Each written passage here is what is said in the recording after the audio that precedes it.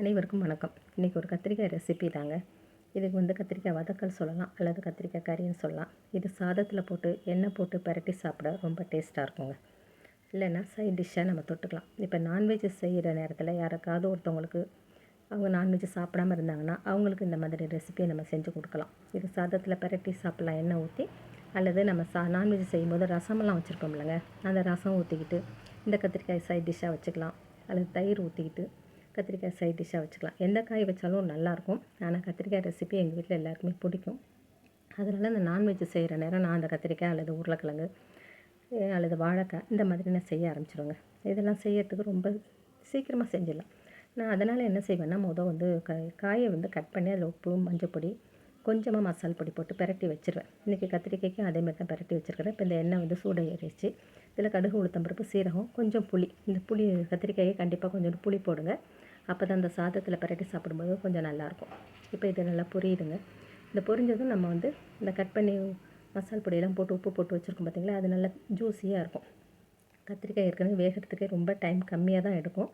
ஆனாலும் நான் முதல்ல பெசரி வச்சுட்டதால அது இன்னும் கொஞ்சம் சீக்கிரமாக வந்துடும். அடுத்தது வடை சட்டி, இரும்பு சட்டி அப்படிங்கிறதால இன்னும் குயிக்காக நம்ம செஞ்சுக்கலாங்க. இப்போ நான்வெஜ் வந்து இதுதான் பரட்டி வச்சுருக்குது. மசாலா பொடி, உப்பு, மஞ்சத்தூள், அது தண்ணி அப்படியே ஜூஸியாக சைடில் நிற்கிது பாருங்கள், அதோடு சேர்த்து அப்படியே ஊற்றிடலாம். இப்போ இந்த சட்டியில் பரட்டிக்கிட்டே இருங்க.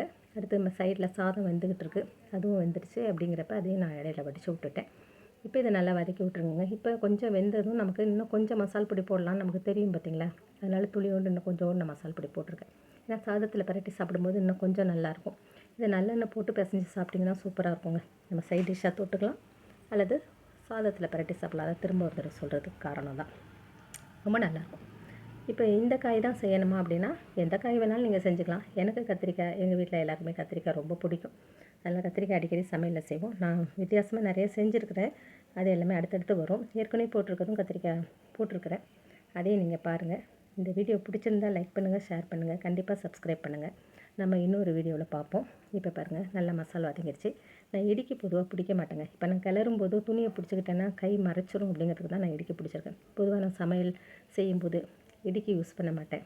அடுத்தது அருவாமனை தான் நான் யூஸ் பண்ணுவேன், கத்தி யூஸ் பண்ண மாட்டேன்.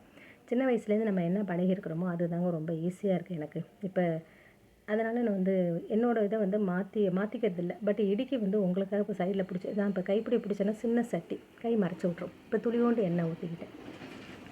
இதை ஊற்றிட்டு அப்படியே சீக்கிரமாக வெந்துடும் இல்லையா, அதை அப்படியே கிளறி நிப்பாட்டிட்டேன்.